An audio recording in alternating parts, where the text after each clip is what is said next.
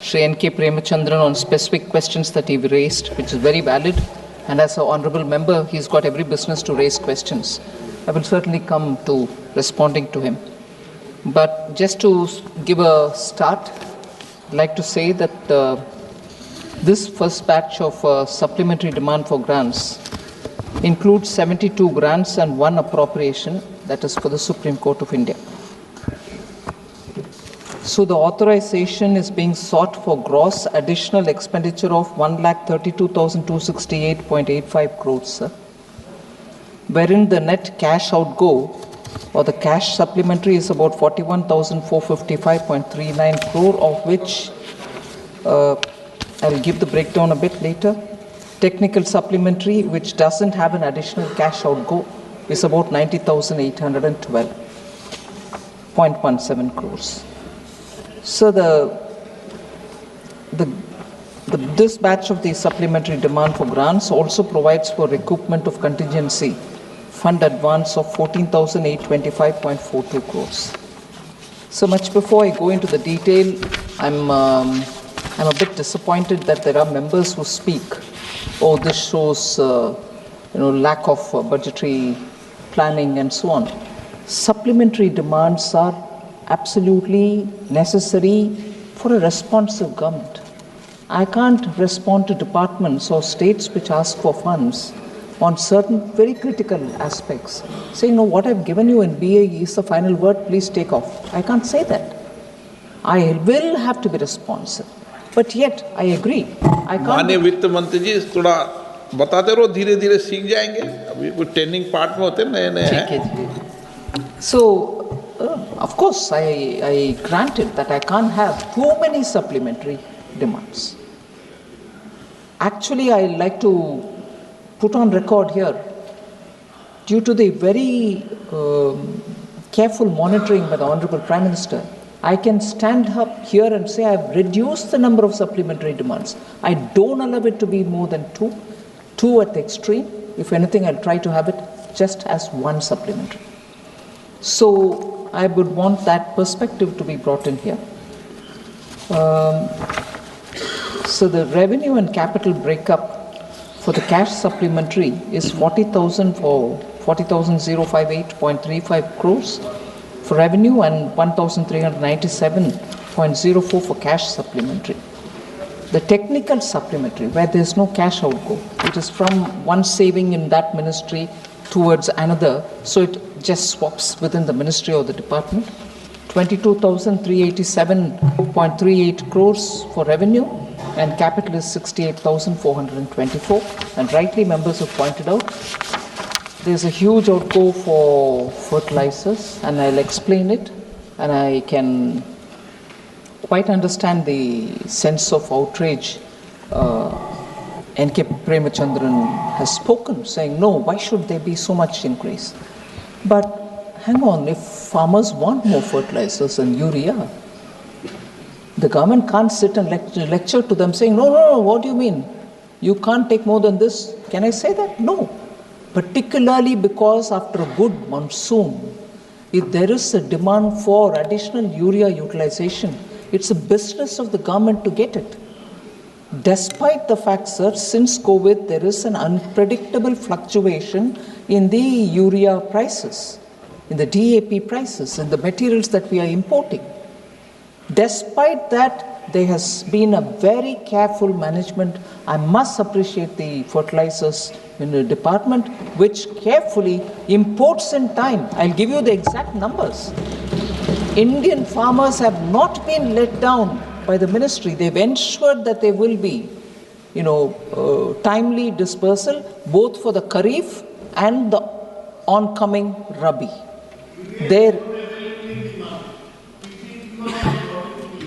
You think so? So I will give you all the numbers, sir. So that's fine.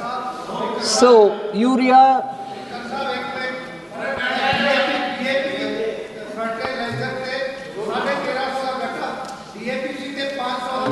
आप बोलिए please, ऐसे बीच में नहीं उठते. प्लीज बैठिए. नो प्रॉब्लम है क्या? बैठिए आप. So I will speak as I respond to the honorable members. I thought this supplementary should have no issues for honorable. अगर दादा नहीं उठे तो सदन में जीवनता भी नजर नहीं आए. ठीक है सर, आप सदस्यों के पक्ष में ही रहते हैं कभी भी. सो सदस्य के कारण ही सदन है. हाँ, fully. So just to respond, sir, again, I was a bit disappointed. Honorable Member Dipender Huda was probably giving a political speech here, and I want to give them that space. But it can't be on absolutely baseless, what can I say, arguments. I don't want to use the word allegation. He's not alleging anything. He's just saying, oh, this is not right, that's not right. I will come point by point to say where he was not really right. You're not spending much on education, R&D, defense, when it comes to percentage of GDP. Sir, without spending money in education, would we have IITs? I'm reading it, 16 in 2014, which has become 23. Can IITs be established without money? 6 new IITs, Indian School of Mines, Dhanbad, according to IIT, accorded also IIT status. Similarly, IIMs, 13 to 21. Without money, can it be done? NITs, 30 to 31, NIT Andhra Pradesh established in 2015. Triple ITs, 9 to 25. 16 new triple ITs. Central universities from 40 to 48. AIMS from 7 to 12. 16 are approved, 12 are established. So, education spending, these things could not happen if there is no money given. Similarly for R&D, sir, the 10 years India's gross expenditure on research and development has more than doubled from, in 2010 and 11, it was 60,200 crores. Whereas in 2021, just 10 years, it has touched 1.27 lakh crores without money being spent. Separately, 1 lakh crore has been given for research and development grant, which has been launched, which will boost private-led innovation. So with that money, the anchor or the special body which is going to deal with it is going to raise more money from the market and provide for R&D. So is that going to be without money? We are telling you in the budget we made this provision. So, sir, government contributes 64% of gross expenditure on research and development, and private sector contributes 36%. This is a published document. So if 64% is going for gross expenditure on research and development, Honorable Dipender Huda, please, no money being spent in education is not right.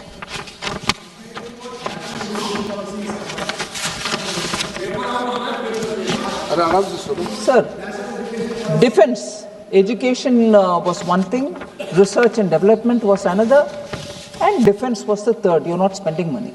So 53.83 lakh crores have been allocated for defense since 2014-15.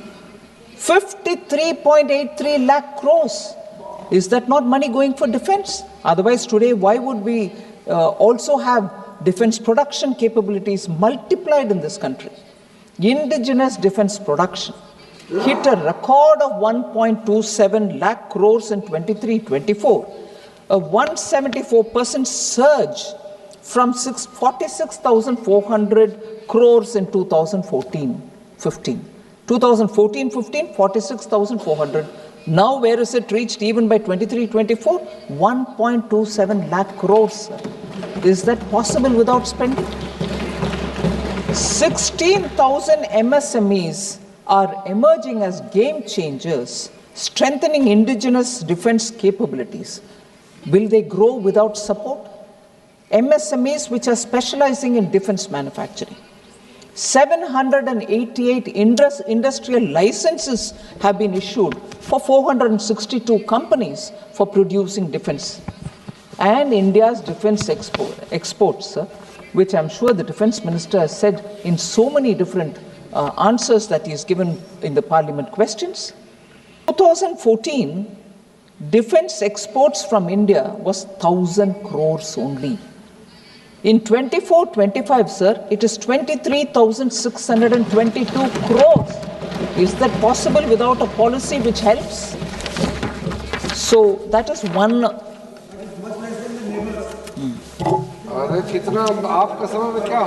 Don't worry, you can go on shifting the milepost, honorable member, but yes, I'm quite drawn to what the Parliamentary Affairs Minister is saying. Compare it with your term, where a defense minister was compelled to stand up in this house. Where a defense minister is compelled to stand in this house and say, I don't have money. आज वो हालात नहीं है। रक्षा मंत्री इस सदन में खड़े होकर के ये बोले कि मेरे पास पैसा नहीं है। हालात देख लीजिए उस समय का। दीपेंद्र हुड्डा जी तब खड़े होकर के चिल्लाना चाहिए, वो मेरा पार्टी पैसा दो। हमारे रक्षा मंत्री खड़े होकर के बोल रहे पैसा नहीं है। ठीक है, उस समय बोलना था। What? You're from Kerala? You're from Kerala. It's a district signature of a Kerala-based minister who was. I will mention the name and I'll also keep the record with all authentication. Sir, don't ask me as though you don't know it. What is the satisfaction you're going to derive by my telling you? कुछ है? अरे आप ही का minister जी केरला से. Oh please Suresh, don't make me feel ashamed.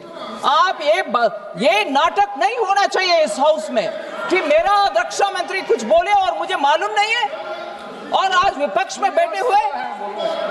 नहीं, ये ठीक नहीं है जी, ये ठीक नहीं है। मुझे प्रोवोक करके उस महान व्यक्ति का नाम इधर मैं बोलूं और तुरंत ये खड़े होकर के वॉकआउट करने के लिए सच्चाई है भाई, ये सच्चाई है। आप प्लीज, ये नाटक नहीं होना चाहिए इधर सर। नहीं, this is unfair Suresh ji, unfair. आपको पूरे मालूम है और मुझे छेड़छाड़ कर रही हो इधर नाम बताने के लिए? बिल्कुल नहीं। आप ढूंढ लो, थोड़े रिसर्च करो, आप रिसर्च करो। It's not an allegation, it's a fact recorded in this house. आप जाके होमवर्क करो। माननीय सदस्य ऐसे नहीं करते। माननीय सदस्य राजकुमार जी, ये सदन है, तरीके समझो। बैठिए। 9 तरीके से जवाब नहीं देते, उसको उल्टा। माननीय मंत्री जी,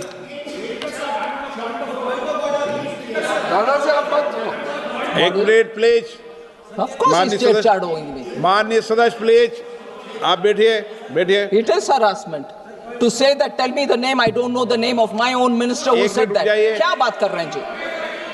अभी बुलाता हूँ आपको, 2 मिनट रुक जाइए। हो या नंबर बताइए क्या है? Point out number 352. 352 नंबर बताइए। Rule 352. My only submission is I don't want to have the name, but when the honorable finance minister is referring to a minister who has made a statement in the house, they have to authenticate that well. Senior हो, जो माननीय सदस्य इस सदन का उसका सदस्य नहीं है, उसका नाम नहीं लेना चाहिए, यही बताओगे ना आप? माननीय मंत्री जी, अरे ये तो ग्रेसफुल है। Finance minister is graceful enough not to take name, whereas everybody knows it. So be satisfied. क्या? What is the problem if I take the name of the state? माननीय वित्त मंत्री जी, एक प्लीज आप तीनों से एक बात। बैठिए माननीय सदस्य, प्लीज माननीय सदस्य बैठिए। इतने क्यों उत्तेजित हो रहे हो? प्लीज बैठिए। हुड्डा जी प्लीज बैठिए, प्लीज। माननीय, आप बार मत उठा करो, समस्या है गंभीर है आपकी। प्लीज बैठो। सुरेश जी, आज जरा जोश ज्यादा है क्या? चलो बैठो, केरल में ठीक है। ओके, बैठिए। हुड्डा जी प्लीज बैठिए।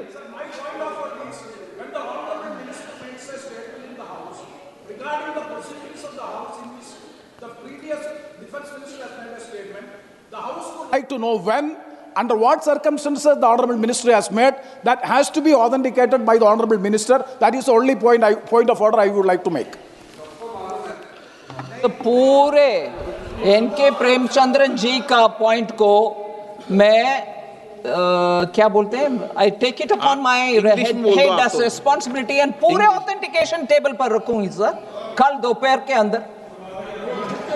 Of course I will do it.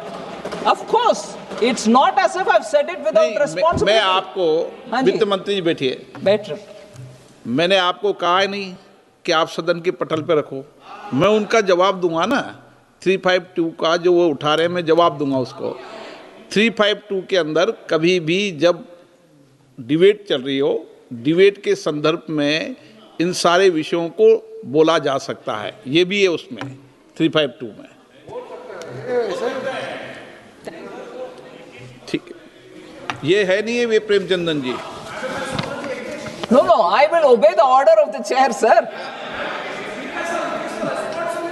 चलिए माननीय वित्त मंत्री जी, चलिए सर.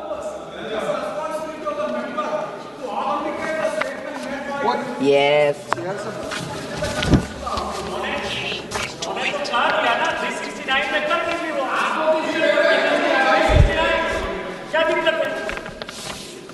नहीं क्यों कर दे हैं, मैंने डायरेक्शन दिए हैं क्या, क्यों कर दे हैं? जब मैंने व्यवस्था दे दी 352 की, पूरी व्यवस्था पढ़ दूं क्या आज 352 की? हर बार सदन में 352 की व्यवस्था पढ़ना जरूरी हो गया तो आज पढ़ी देते हैं इसको भी. बैठिए वित्त मंत्री जी. नहीं तो क्या है, सीनियर व्यक्ति भी 352 को उठाते रहते हैं, इसलिए मैं आपको 352 की व्यवस्था आज कंप्लीटली देता हूं. किसी भी ऐसे तथ्य विशेष को निर्देश नहीं करेंगे जिस पर न्यायिक निष्कर्ष निलंबित हो. कितनी बार इन विषयों पर चर्चा हुई है सदन में? जब डिबेट होती है तो संदर्भ लेते नहीं लेते? डीएमके के माननीय सदस्यों ने विषय सदन में उठाया. Number 1.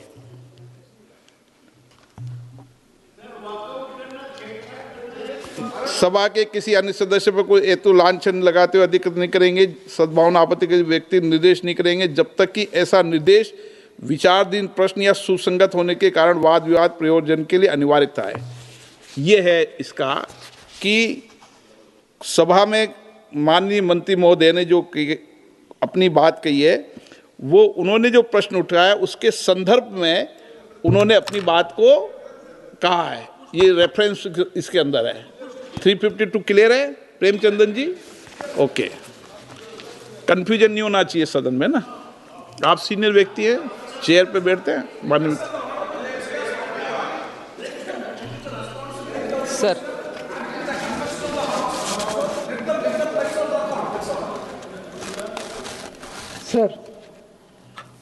Sir, there is income inequality, I think, which has broken record of the 100 years. Was another observation from honourable member. So I just want to put the facts before the House. Actual household consumption, sir. Data shows that the bottom 40% of the population is acquiring wealth and assets at a significantly faster rate than the top 20%. This is a data which I will leave for everybody to see. The inequality in asset ownership has massively declined, particularly in urban areas, sir, where the disparity for key assets like motor vehicles and refrigerators has shrunk dramatically. The rural poor, sir, I give you the data here, have experienced a significant growth in purchasing power that defies the incorrect analysis given by the Honourable Member Shri Huda. 2011-12 and 2023-24, ownership of motor vehicles among the rural bottom 40% surged 7-fold, rising from a mere 6.2% in 2011-12 to 47.1% in 23-24. So motor vehicles now has become affordable for the bottom rung also. Similarly, refrigerator ownership in this group jumped nearly eightfold from 2.9% in 2011-12 to 22.5% in 23-24. Refrigerator ownership. Mobile phone ownership became near universal, leaping from 66.5% to 94.3%. Is this not asset being acquired by the bottom rung of the people? Whereas, sir, no, God. आप बैठे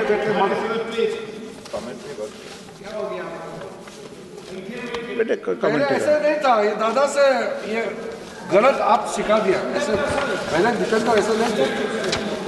Sir, in urban India, sir, अच्छी चीज सीखे, बुरी चीज क्यों सीखे? बुरी चीज सीख रहे हैं sir.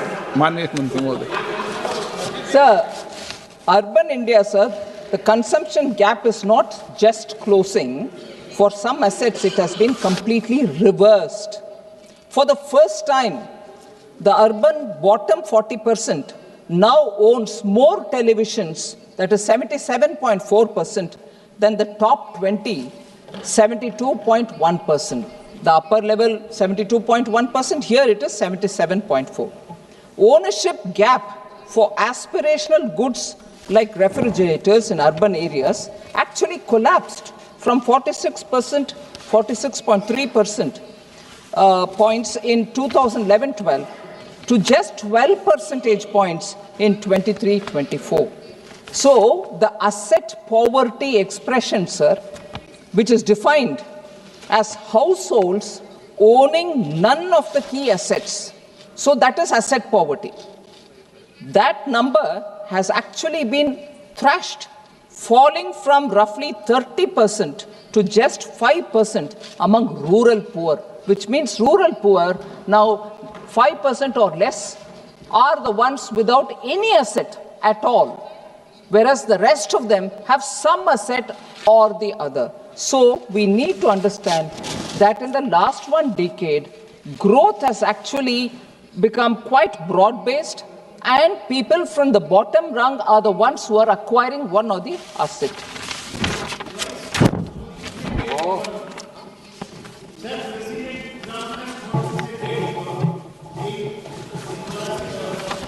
Sir, since I was going to come to that, since Professor seems to be in a hurry. Professor, jaldi mein. Professor, depending on President Trump is in a hurry. आग्रह कर रहा हूं कि आप जो बेटे बोटे बोले उस कमेंट पे टिप्पणी करो मत। और माननीय सदस्य, मैं आपसे आग्रह करता हूं, वरिष्ठ हैं आप, आग्रह पूर्वक आपसे निवेदन है, कृपया आप इतने वरिष्ठ हैं कि बैठे बैठे टिप्पणी न करें, ठीक है ना।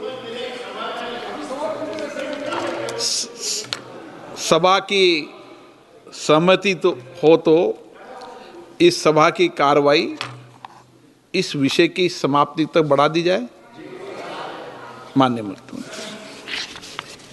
Sir, another point, and इसमें थोड़ा मैं I want to give the advantage or the benefit of doubt to Honorable Member Dipender Huda ji. He simultaneously used the expressions Vyapar Ghata, current account deficit. So when he spoke in English, he said current account deficit, whereas he also used probably exchangeable way, Vyapar Ghata. Both the terms do not mean the same, sir. So it is very important to understand that we take both the terms seriously but separately. There should not be any confusion. So I don't actually know which one was he referring to, Vyapar Ghata or current account deficit.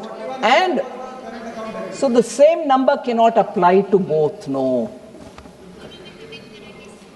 माननीय सदस्य, मैं आपको अंतिम बार बोल रहा हूं, नहीं I'm not asking, I'm responding. आपका नाम लेके नहीं आस्क कर रहे हैं, आपने पहले बोला था उस पर वो रिपोर्टिंग कर रही हैं। आपका स्पीच का आपने आपकी स्पीच पर जवाब दे रही है, इसलिए आपका नाम ले रही है, क्योंकि आपने बोला है तो आपका नाम लेकर जो जो विषय उठाए उन पर जवाब देगा। अच्छा है, प्लीज थोड़ा सा जवाब दे।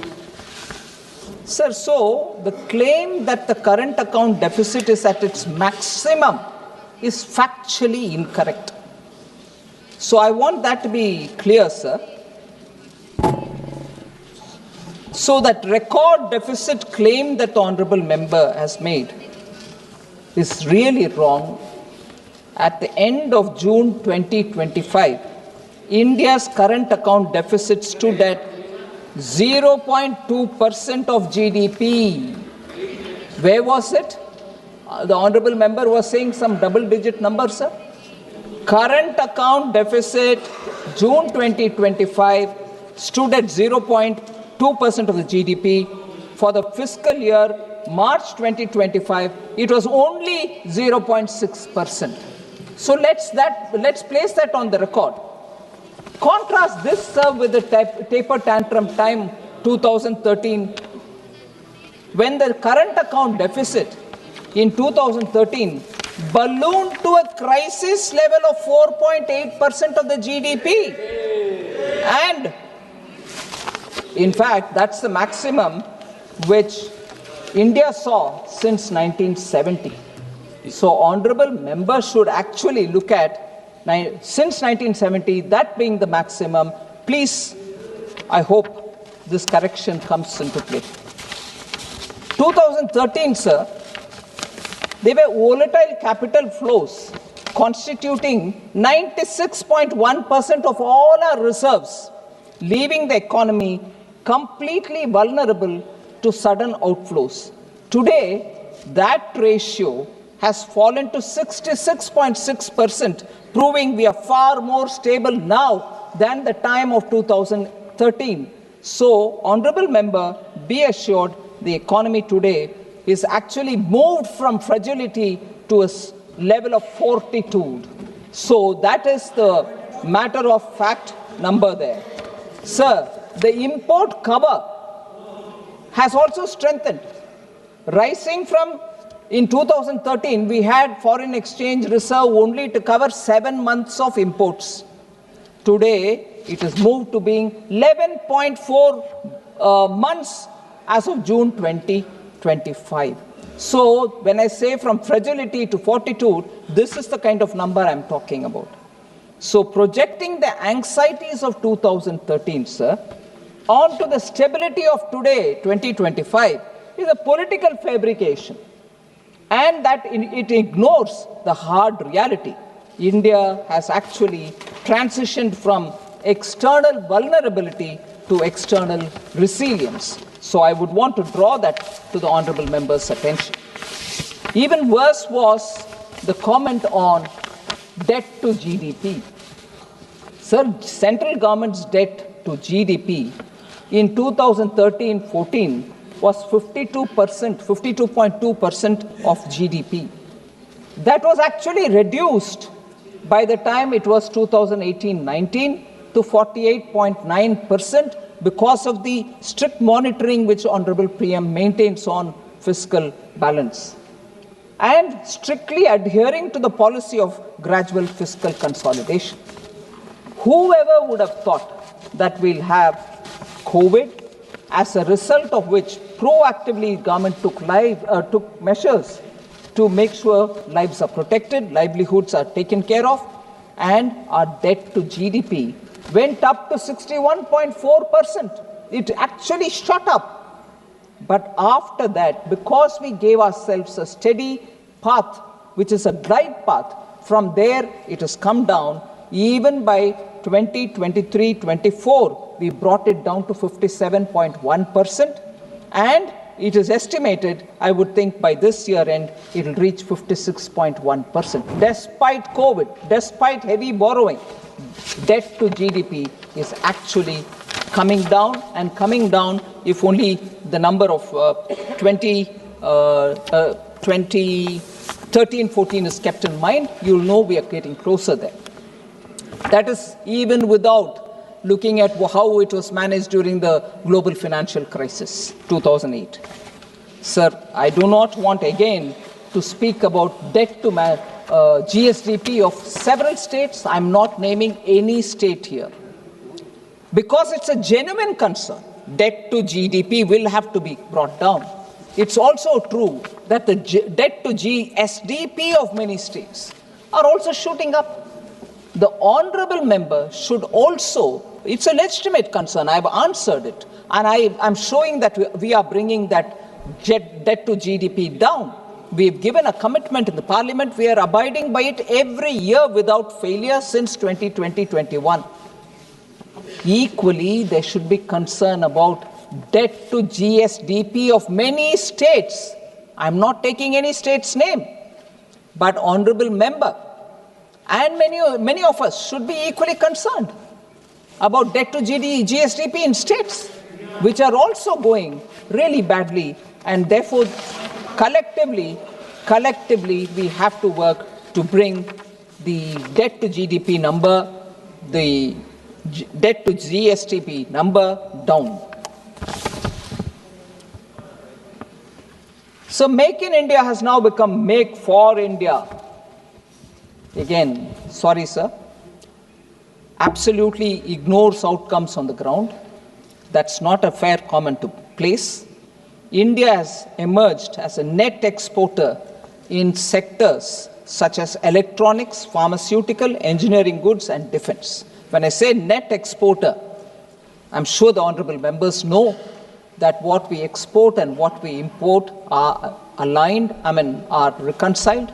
And when you are a net exporter, you mean that you're exporting more than what you're importing. Just give few numbers. In 2014-15, sir, production of electronic goods in this country was only 1.9 lakh crore. In 24-25, it is 11.3 lakh crores.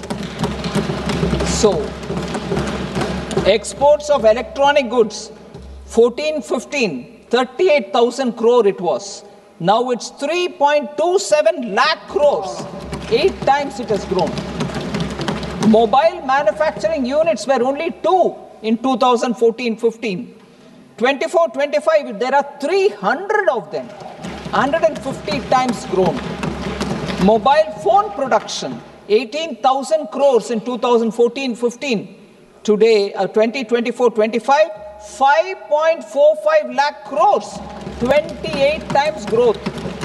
Mobile phone exports, 1,500 crores in 2014-15.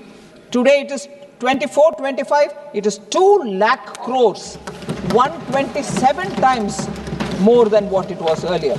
So, Make in India for the world is happening. We should just recognize it rather than seeing it as an achievement of the people. We should not ignore it or undermine it. Sir, several members spoke about how IMF has highlighted concerns about GDP data. Not even a week ago, I stood in this house and explained, what is that C grade? What is it for?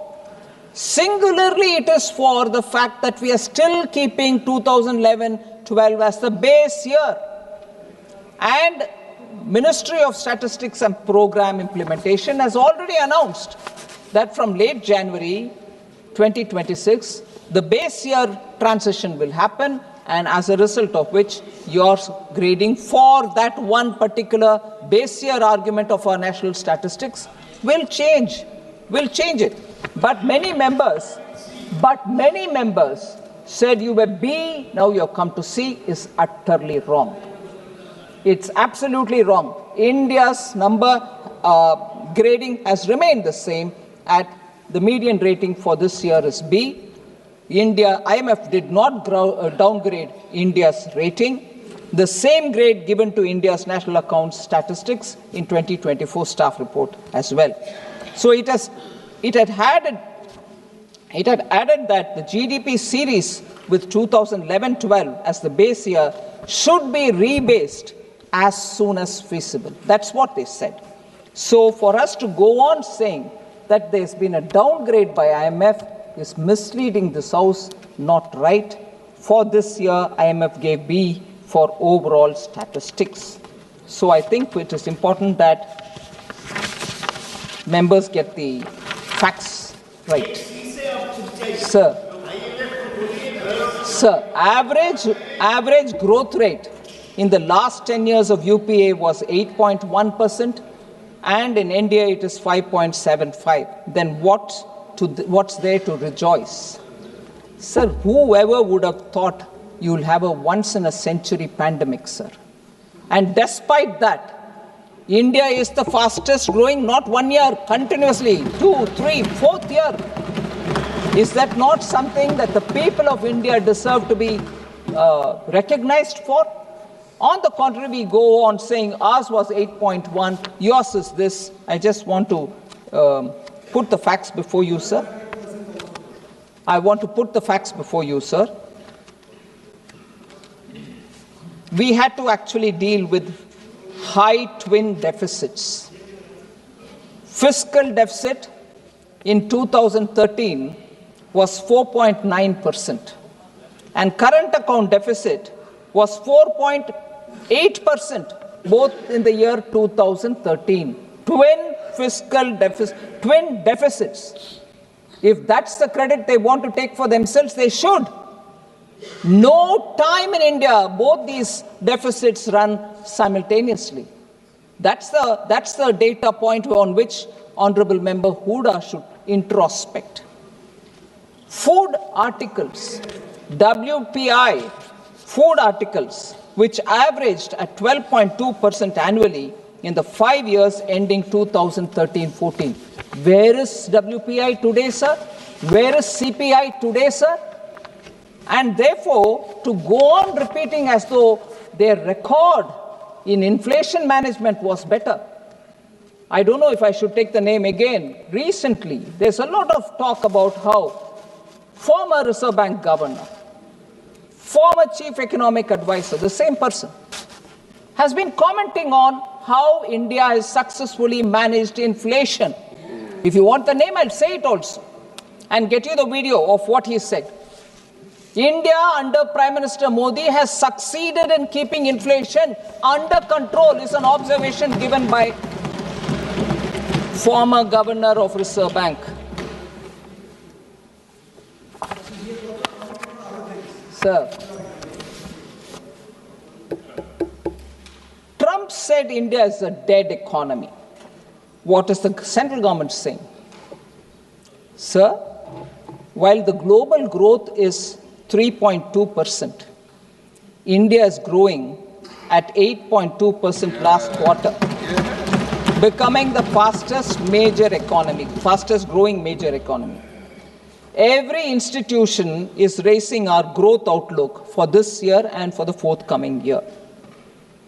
IMF Chief Kristalina Georgieva on 14th October 2025 said, I'm very big on India because of the boldness of their reforms.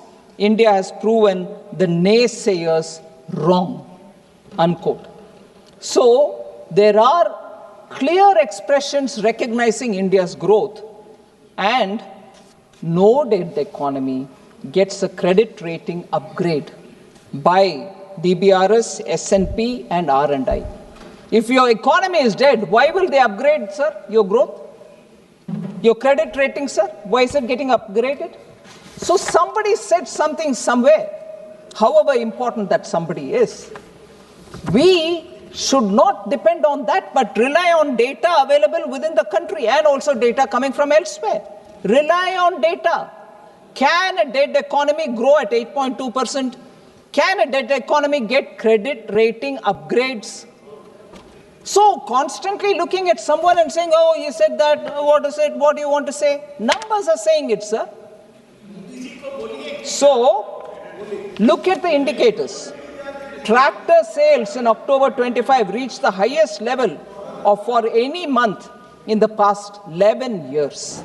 Retail commercial vehicle sales jumped by 17.7% in October 2025, reaching a 3-year high. Automobile registrations surged by 23.4%. Passenger vehicle sales grew by 15.5%. GST e-way bills grew by nearly 28% year-on-year. Services export achieved their highest ever monthly level of $38.5 billion in October. And UPI transactions grew by 60% in October 2025. So if that's the case, sir. Now I move on to talking about fertilizer. Very important, sir. Between June and October 2025 Kharif crop season, the projected requirement of fertilizer was 185.39 LMT, lakh metric tons. The availability which the ministry ensured was 230.53 lakh metric tons. What is the estimated projected requirement? 185.39. What is the availability? 230.53. Okay, you can say, oh, you made it available, but it didn't reach the ground. What was the sales? 193.20 lakh metric tons. So what was projected? More than that got sold, and more than that is still there. So we have managed it in such a way that today we have a buffer available for the oncoming Rabi season also.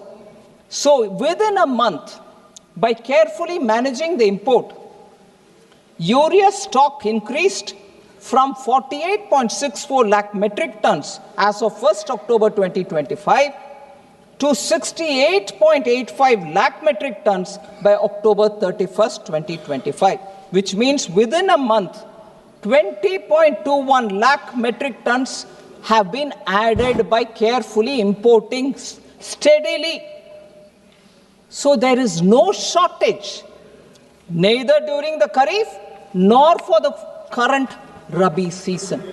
So domestic urea, and also this point was made, if the overall stock increased from 48.64 lakh metric tons as of October 21st, which is what I said, to 68.85 lakh metric tons by October 31st.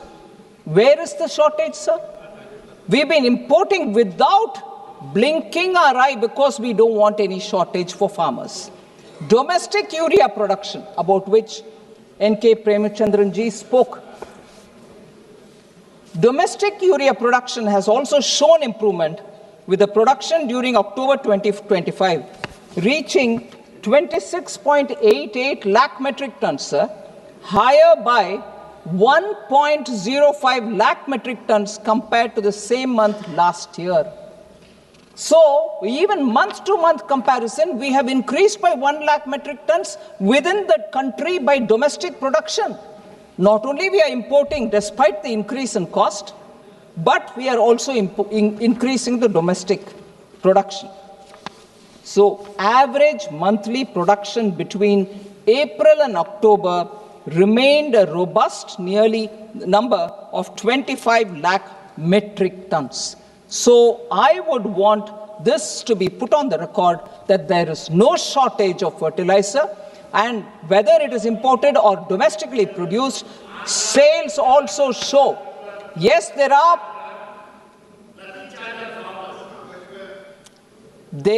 sir, demand from the farmers because, as I said, monsoon was very good. They see prospects for one more crop because of the rain and lovely moisture on the ground. So farmers want more urea, and to give them the additional urea that they may require, we have made sure that the import and the domestic production are going up. So I just want N.K. Premachandran ji, no carelessness in dealing with the amount supplementary demand for grant requires is because we are ensuring that there is enough stock of fertilizer. So to that extent, you need the additional appropriation. So that's why we've come to the House to say, please give us the right so that we'll get more for them. For imports, sir, further, the imports of approximately 17.5 lakh metric tons are already lined up for November and December. They will keep coming. The payments are done. 17.5 lakh metric tons are coming now imported just so that there shall not be any more doubts in the mind. The stock is there, we will distribute it. Center has supplied fertilizers to every state, and the supplies are monitored in real time through integrated fertilizer monitoring system. So that I want to put on record, sir, so there is no shortage. Sir, Honorable Member Neeraj Maurya, is he here? Said, we have brought in this new scheme in the education sector, one nation, one subscription. What comedy it is. Honestly, sir, education, we are spending. Please do not call it a comedy. Universities in top cities have subscription for very good journals and peer-reviewed articles which come in digital form as well. That university can afford to pay the money and get the subscription. But universities which are in smaller towns, state universities, which are in tier 2, tier 3 towns, cannot give that kind of money for subscription. So India actually collectively bargained. And I appreciate the HRD. I was in a university. It was so expensive to have to get the subscription paid to get some magazines or journals which are important. India has taken a very good decision under Prime Minister Modi so that this country will subscribe and get the subscription, and it will be available for big towns, small towns, tier 2 towns, any town, anywhere. Actually democratizing availability of such research-based magazine for all students in India. ये comedy नहीं है, नीरज मौर्य जी, ये comedy नहीं है. ये सच में students के लिए ये वरदान है. It's a blessing. You may be in any town, you will get the best of magazines subscribed by the country for your research requirement. इससे बढ़िया सुविधा किसी और चीज में नहीं हो सकता है, especially for education. इसका प्रयोग और उपयोग बहुत सारे स्टूडेंट्स कर रहे हैं sir. It has actually become a gold mine of knowledge available for top quality scholarly journals. To nearly 1.8 crore students का इससे benefit हो रहा है. 1.8 crore.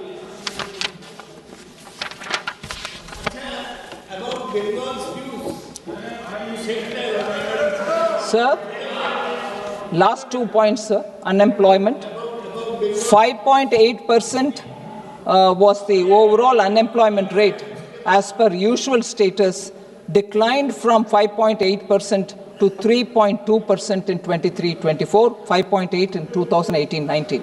Similarly, female unemployment rate, 5.1% in 2018-19, is now come down to 3.2%. Similarly, youth aged 15 to 29, unemployment rate declined from 17.3% in 2018-19 to 10% in 23-24. Rural unemployment rate declined from 5% in 2018-19 to 2.5% in 23-24. Similarly, for urban, 7.6% in 18-19 to 5.1% in 2023. So there are more data available, but the one important thing is EPFO. Overall EPFO membership has increased from 3.76 crore in 2016 to 7.37 crore in 24. The net additions to EPFO, which will actually tell you about the unique number of people who have newly joined, is the net EPFO addition in 2025 stood at 129.8 lakhs, reflects that jobs are being taken by young people. Sir, women's safety was a question which one of the honorable members raised.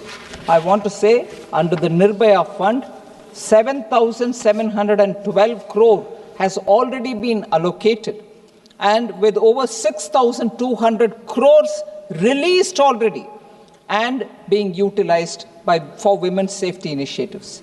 843 one-stop centers are operational across the country, having assisted over 11.9 lakh women. Women's help desks have been established in over 14,000 police stations. And safe city projects are also being undertaken. Normally, if you put it all together, gender budget is a number that I can give. For the benefit of women and girls under different schemes, Government of India has allocated 4.49 lakh crores for the year 2025-2026. That itself shows the quantum of money which is going through various schemes for the benefit of women. Sir, lastly, Gurmeet Singh Meet from Aam Aadmi Party raised this issue that there should be proper allocation to Punjab when it comes to Khelo India scheme. I want to highlight, sir, that several initiatives have been taken under Khelo India scheme to engage and promote youth participation, particularly in Punjab. 29 Khelo India centers have been established in Punjab. Punjab has a Khelo India State Center of Excellence for hockey, boxing, and athletics. 24 Khelo India academies have been established in Punjab. The Sports Authority of India, sir, also runs one national center of excellence at Patiala and 3 SAI training centers at Mustuana Sahib, Badal, and in Ludhiana in Punjab. So, sports, every central scheme reaches Punjab. Sir, lastly, I want to refer to Honorable Member Rajkumar Roth. He is not here. Rajkumar Roth, he is not here, sir. Natural farming against using pesticides and fertilizer. Actually speaking, Honorable Prime Minister has spent a considerable amount of his time advocating natural farming.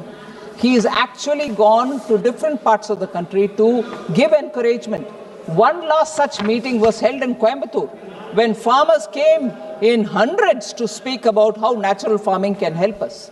So, Honorable Member Rajkumar Roth should actually refer to all the Prime Minister's speeches on that. And he also has spoken about GST बढ़ाया गया. किसी को बढ़ाया नहीं, कम सबका कम कर दिया, sir. Maybe I will send him all the details with which he will be sure that we have not increased anybody's GST. Except, of course, it's a demerit good.